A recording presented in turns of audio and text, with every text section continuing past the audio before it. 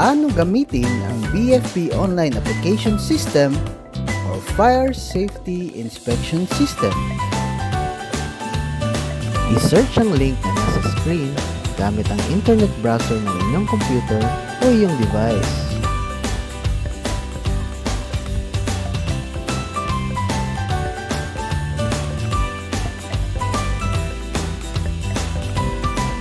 At kung ikaw ay wala pang nakarehistrong account, i-click ang Register Now button at punan ang mga kinakailangan na impormasyon.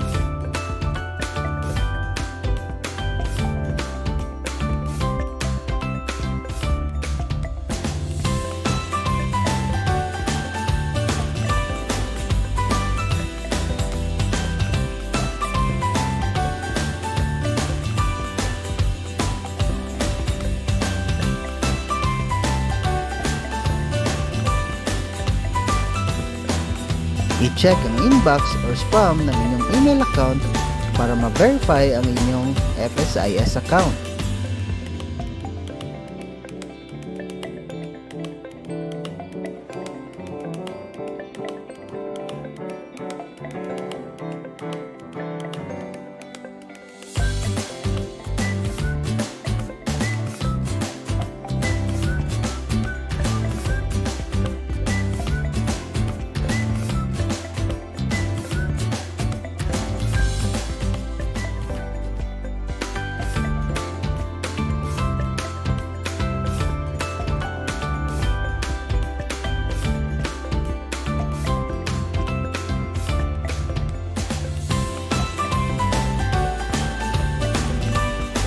Mag-login gamit ang nakarehistrong account.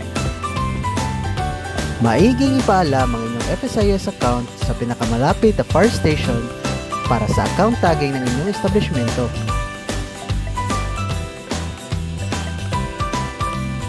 Pagkatapos mag-login, makikita nyo ang dashboard ng inyong FSIS account.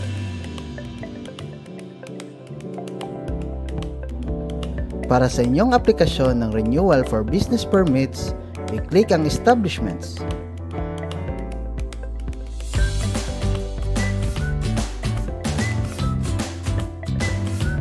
Hanapin at i-click ang inyong tindahan at pindutin ang Submit for Processing.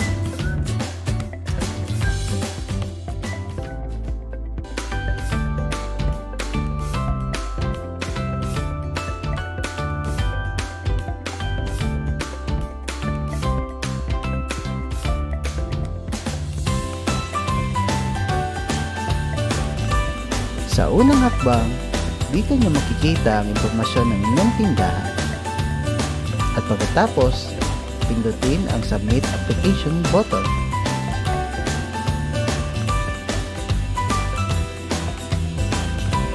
Sa ikalawang hakbang, i-upload ang mga kinakailangan ng dokumento para sa inyong aplikasyon at i-click ang Proceed on Submission button.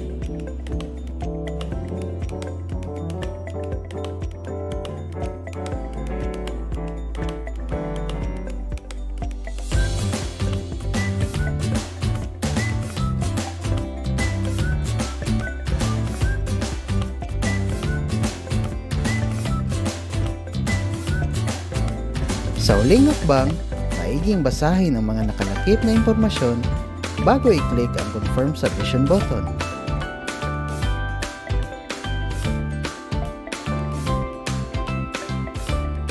Ang inyong aplikasyon at sinumiteng dokumento ay i-review at aaprubahan ng aming CRO o Customer Relations Officer. Kapag ito ay naaprubahan na, ang aming assessor ay gagawa nito ng assessment. Maaari mo nang makita sa inyong account ang assessment ng mga kailangang bayaran.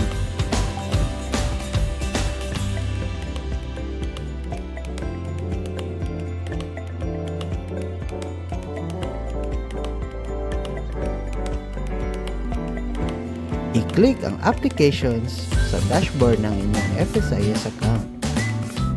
I-click ang inyong aplikasyon at ang Capture Payment Details button.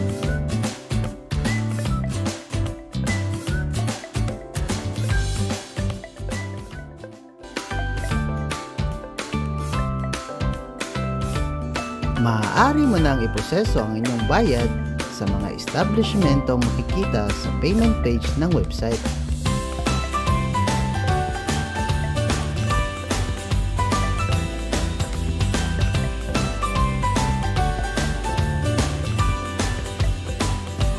Ang inyong bayad ay otomatikong maitatala sa record ng aming collections officer. Magtatala ang aming Chief FSES ng evaluator or inspector na naaayon sa inyong aplikasyon. Ang evaluator ay susuriin ang mga dokumento na inyong isinumite.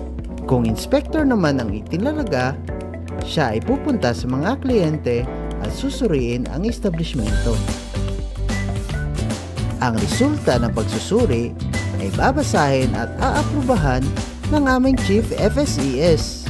At para sa huling pag-aaproba, ang inyong aplikasyon at resulta ng mga pagsusuri ay muling i-review ng aming Fire Marshal.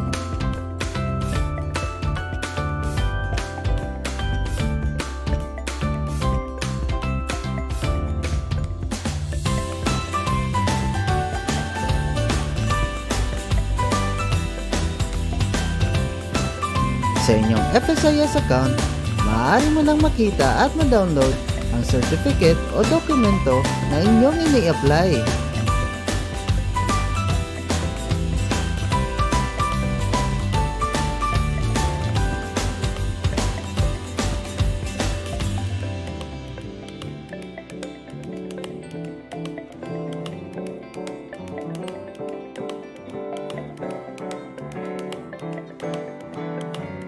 Maiging tandaan kung kailan ang hangganan ng inyong certificate.